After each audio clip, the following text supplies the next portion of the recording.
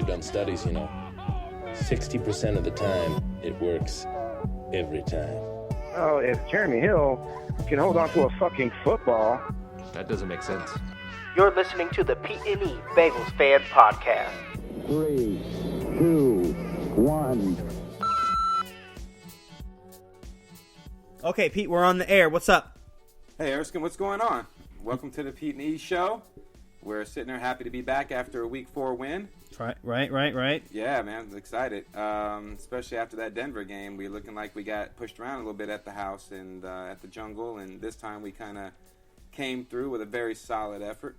Right, and I'm going to take a page out of your book, and like you were kind of saying, those first 3 games, we're playing some pretty good defenses, so I didn't want to panic, so I'm happy to, get past the Denver game with the loss, and we looked pretty decent. I mean, we held our own for a while, but our defense was definitely suspect, but, to turn around and really put it on this Dolphins game, that was huge.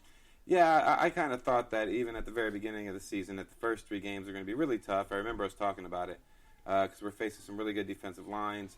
But now we should start coming upon some teams that we can handle a little bit easier. Although the next game against Dallas is going to be interesting for many reasons. But here at the quarter pole, we're 4 games into the season of a 16-game season, so we're about 25% of the way through. We're 2-2 against some pretty tough competition. And so hopefully a large part of our hard part of our schedule is done. And now, because what I saw so far is we kind of match up with some strong teams, but we're not quite where we need to be. But teams like the Dolphins that are still building with new head coaches and things of that nature, we should dominate those teams because our program is a lot further along. But teams like Denver and Pittsburgh, although the Pittsburgh game I felt we lost just by a couple plays here and there, but the Denver game I was really worried about because we really got manhandled on the lines. But here's the thing. The only thing you're really trying to do is get into the playoffs and get ready for the playoffs. And by the time the playoffs come around, you just never know where each team's going to be. We should have Eifert back. We just got Burfict back. And I think it's easy to see the impact that he makes on the defense. Right. I think the defense looked a lot more energized this week. I think he gives them a lot of energy. And he made some really nice plays, especially in the passing game. And that's the difference sometimes between stopping somebody on third down and not stopping somebody on third down. I concur. I concur. No, yeah, I'm happy. I mean, obviously, the elephant in the room is you got to get in the end zone. Yeah. And even though our defense was playing lights out for, all of the game except for the one Braden Fart they had where it was a busted coverage and they go for the 74-yard touchdown. Yeah. So except for that, our defense played, outstanding. Well, they did, but the thing I'm starting to become concerned about, and you've seen it in the first 4 games, there's a huge difference between us getting past, like any team, if you can rush the passer or not. Because in the Denver game, the quarterback just had all day to throw. And that was a weakness of Denver's last year, was their offensive line. But it looks like they kind of shored it up because Simeon seems like he just got a lot of time against our defense. And then the pass that Tannehill threw for the long touchdown, he could have built the Lincoln log, set back there. I mean, he had so much time. And, of course, when you give a quarterback in this league 7 seconds, I don't care how good your cornerbacks are or your safeties, someone's going to get open. But after that, they really kind of locked it down, and then we started getting really good pressure on their quarterback through the Dolphins' O-line. And then once we started getting a lot of pressure on Tannehill, you saw the mistakes coming out of Ryan Tannehill. But what I'm worried about is, is that something that we're going to be able to develop over the course of the rest of the year? Because once we get to the playoffs, if you don't have a pass rush, you're not going to make it very far. Right. And then, again, just going back on the offensive side, getting there in the end zone, once we ran it down the field got all the way to the red zone a couple of times. Ran an 80-yard drive, 90-yard drive, but, you got to punch it in. So with Eifert coming back next week, we'll probably see a big difference in, distributing the targets a little bit more and actually trying to gun it in there a little bit more. Well, like me and you were talking when we watched the game, there's a couple points I was going to make, and that is, number one, I am not sure how much our running game is going to be able to develop over the year. It just doesn't look really solid, except that one drive against Denver where Hill pretty much ran it down their throat. But let me ask you this. is it the backs or is it the offensive line or is it both? It's the offensive line. Jeremy Hill is running harder than I've seen him run in a long time. Gio looks like Gio. I mean, he's still a nice little scat back with a lot of energy. And it's the offensive line. I mean, so what you have to hope is over the course of the year that they gel. And I think a lot of it, like I've stated before in this podcast, a lot of it has to do with Cedric Agboy, or whatever his name is. And they said he's going to be a beast, so we have to trust the coaches. But as of right now, between him and Bodine at center, we're just not really getting what we need from the offensive line. So it's definitely the offensive line. But what I'm kind of hoping is, I think this fourth game against the Dolphins, you saw finally C.J. Uzomah make some impact from the tight end position. Now we're going to get Eifert back. You got to figure that's, opposing teams are going to try to shade Eifert a little bit. And so C.J. Uzomah is going to still become a big part of our offense. You'd like to see, Brandon Lafell has definitely shown some flashes of playing some good ball, but it's not consistent enough to draw the coverage from A.J. Green. And Tyler Boyd really hasn't made the impact you would like to see. But same thing, you see some skills, you see what he's got. I think, honestly, he's going to end up, at the end of the day, becoming a T.J. Hushmanzada kind of guy.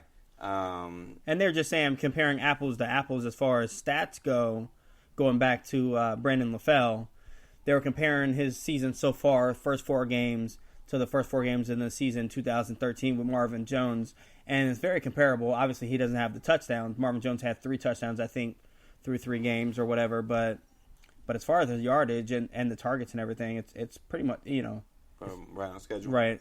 So, and not only that, but with all the new pieces on the team, all the young people on the team, I think it's something that a lot of people aren't looking at either is our special teams coverage isn't as tight as it used to be, and that's just because they're working in a lot of the young kids, the young rookies. It hasn't been horrible, but it definitely hasn't been as tight as it has been in the past. And the punter doesn't look like he really drops the ball inside the 20 like he used to. Kevin Huber, last couple of seasons or since we've gotten him, usually does a really great job of placing the ball somewhere, between the 10 and the end zone.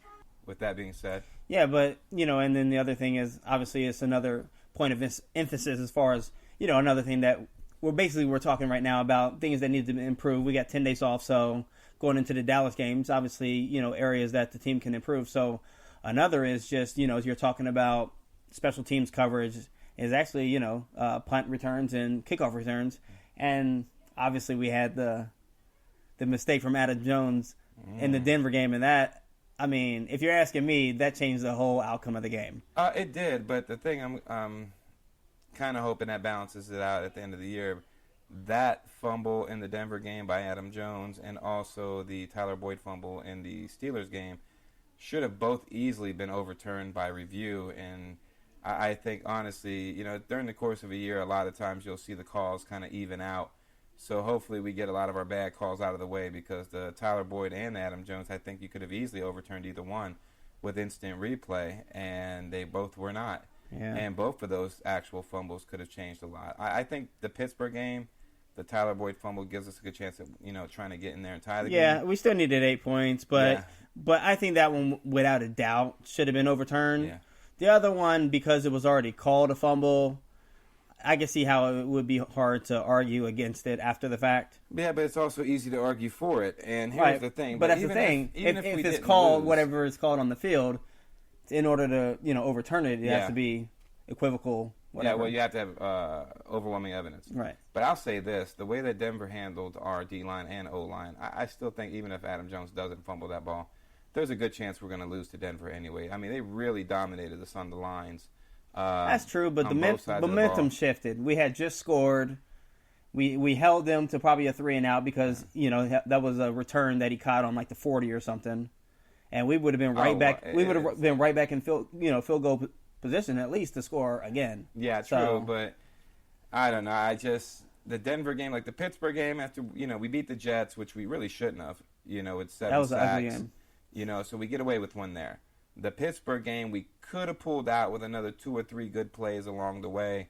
I think the Pittsburgh game, you see really the difference of having Eifert and Vontaze Burfict. They could have both made a huge difference in that Pittsburgh game.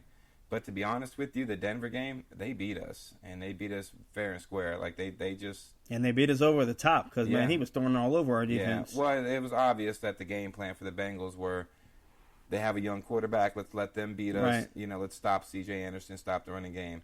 And sometimes the plan works, and sometimes the plan works for the other team. And I like blitzes as next as much as the next guy, but I think that the Bengals blitz on third down way too often.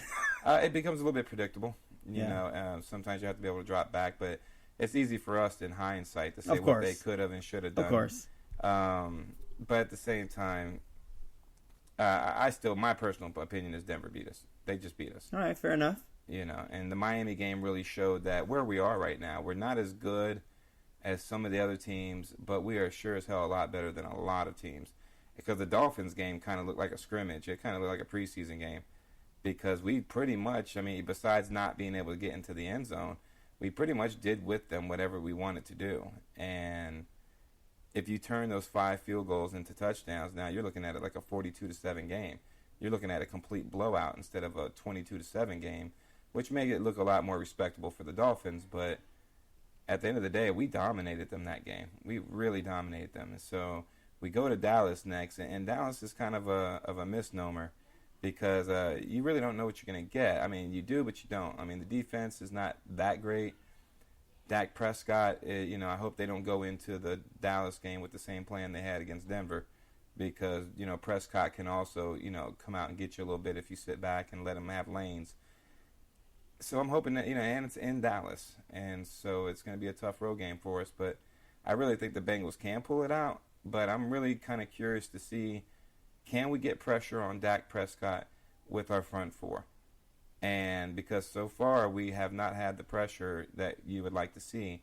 But I will say this, in the first 4 games, I must have counted at least personally 10 to 12 plays. All kind of holding. Oh, my God. Where they are just... all kind of holding on us, not called. Oh, my goodness. Especially Carlos Dunlap. He gets around that end. They can't contain him. They hold him, and we don't get the call at all. And you have to think at some point Marvin Lewis is going to look at that tape and call that, because he sits on the competition committee. Right. And he's going to have to call, Goodell or somebody and say, listen, why aren't we getting these calls?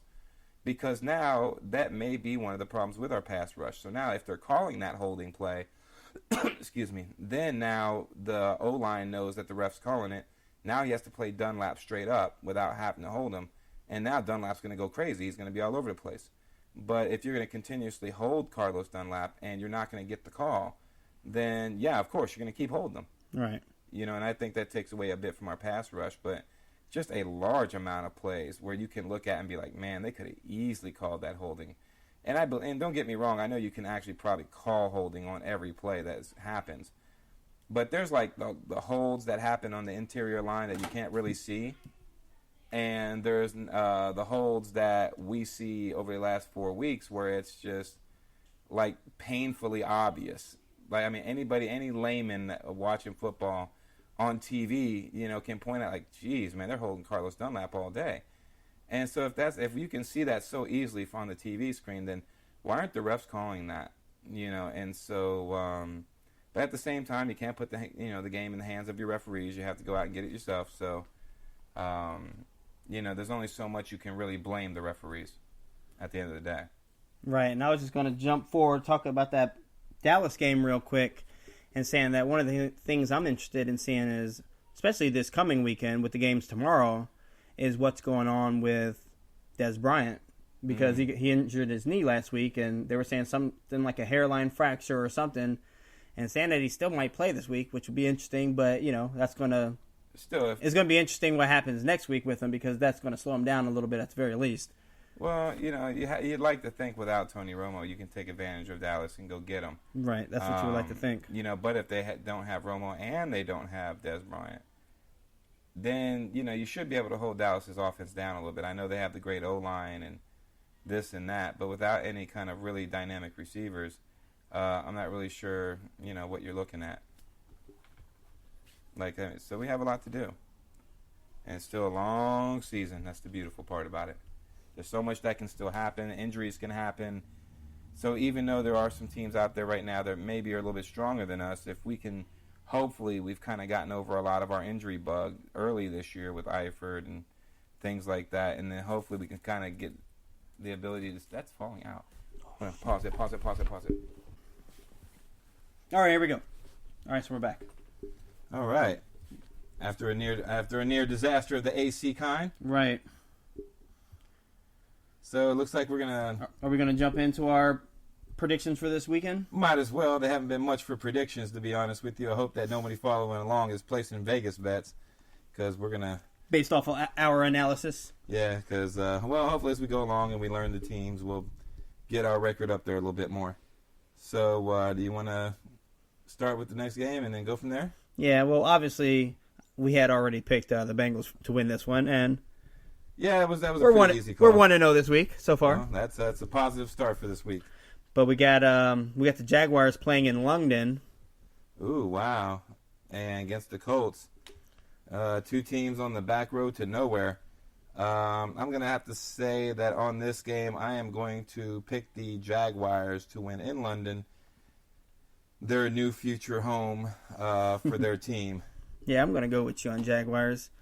I said it last week. I think I might have said it the week before that, but I think their offense has a lot of potential to score points, and they just got to, find a way to put it together. And right now they're struggling, but they have the tools in place. So, but if you need a team to kind of get it together against, the Colts are coming your way.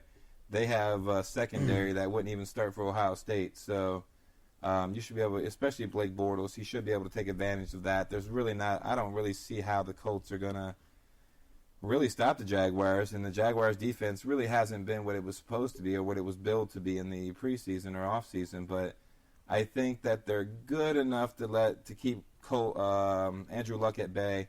I think the Jaguars pull that out. All right, next we got the Texans. Sorry, we do have the Texans. We have playing in Houston against the Titans.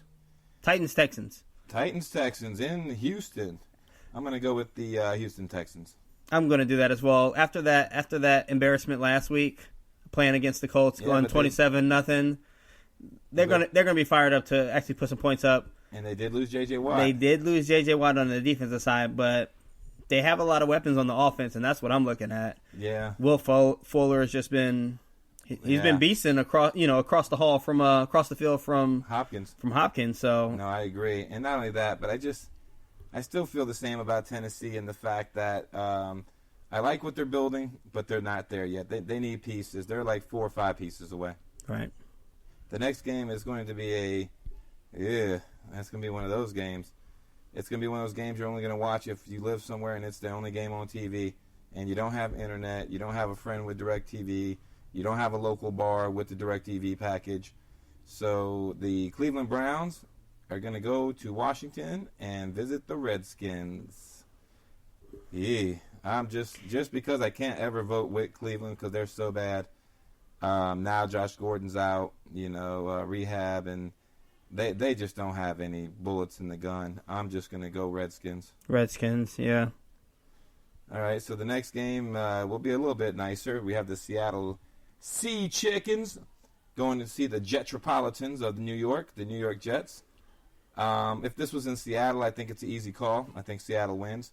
But Seattle having to fly all the way across the country, come to play the Jets, I think I am going to go with the upset, and I am going to pick the Jets winning at home. Okay, I'm not as bold. I'm going to go with the Seahawks. I know they're struggling a little bit with Russell Wilson's been a little limited. He's supposed to be playing again this week, so shouldn't be that big of an issue. I'll go with the Seahawks. They usually find a way to get it done. Yeah, that's going to be a tough one. But at least that's the first game where we're picking different teams. The next game, I think we can just go ahead and skip through this real fast because it's the Buffalo Bills at the Patriots.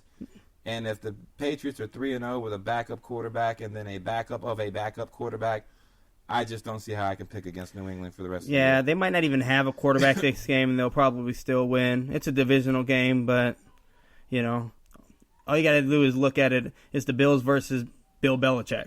So, go on Patriots. At this point, if you lined up the Patriots and you had to pick against them in the 85 Bears and the 2000 Ravens, I don't care what team you pull up. The Patriots right now are just a football university. I just don't think it's getting much better than what you're seeing out of the Patriots this year. They definitely know something that every other team doesn't know. Oh, man, they are tight, and they do a really good job of fitting their schemes into the personnel that they have. They don't fit the personnel into the scheme. They take the personnel they have and build a scheme around them. And it shows, and they do a great, great job of it. So I think we both got the Patriots on that one. Yep. All right, then the next one we're going to have to go with the Carolina Panthers is going to visit the Falcons. I'll just make that one quick. I'm just going to go ahead and say the Panthers. They've kind of started off slow, but I think at the end of the year they'll be where they need to be, and this is one of those games I think they can get. Yeah, I think this game can be you can see a lot of points in this game, but ultimately I think the Panthers are going to come out. I don't see them having 2 bad games in a row. They lost against Minnesota last week, and it was a tough one for them, so I think they're going to come out firing on all cylinders. That's a good call there. All right, our next game is going to be the Oakland Raiders versus the Baltimore Ravens, the hated Baltimore Ravens of the AFC North. Sitting pretty at 3-0 right now, but they're facing a Raiders team that is 2-1.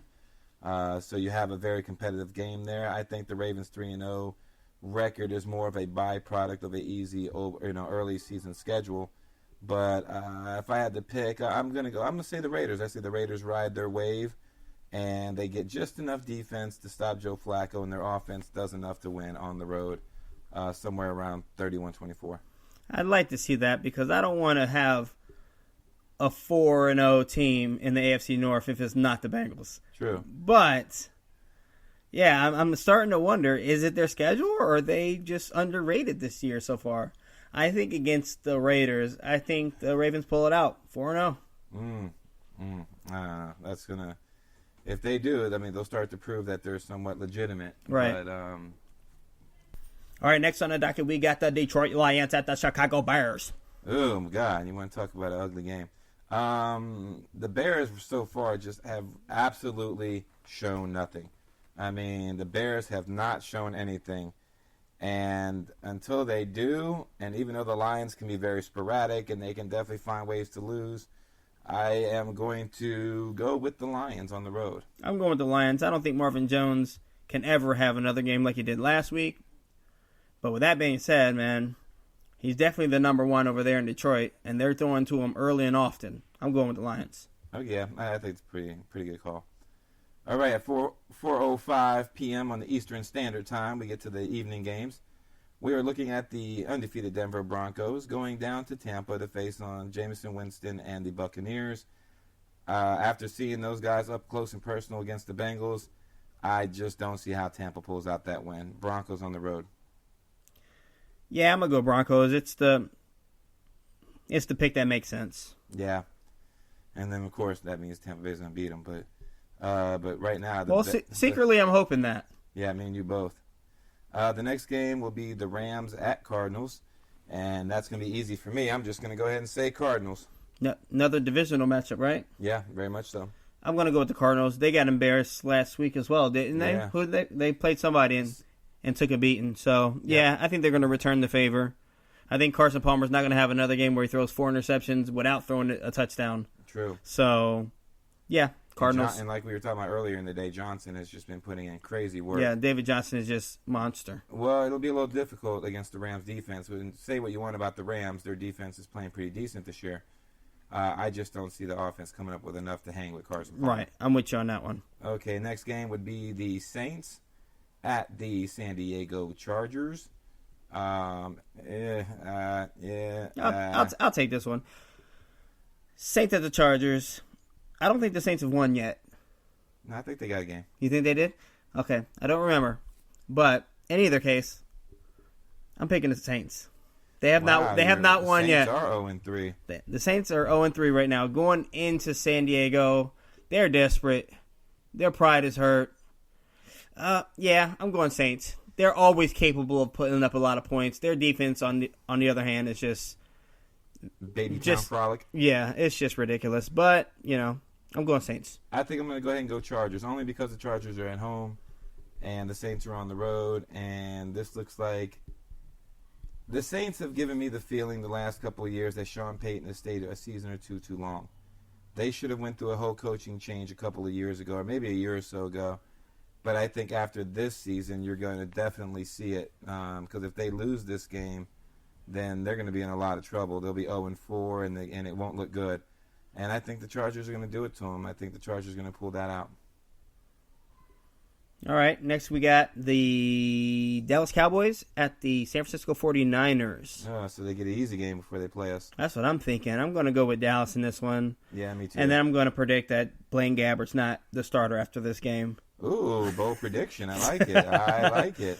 I don't know what they're doing in San Francisco, but it clearly isn't working.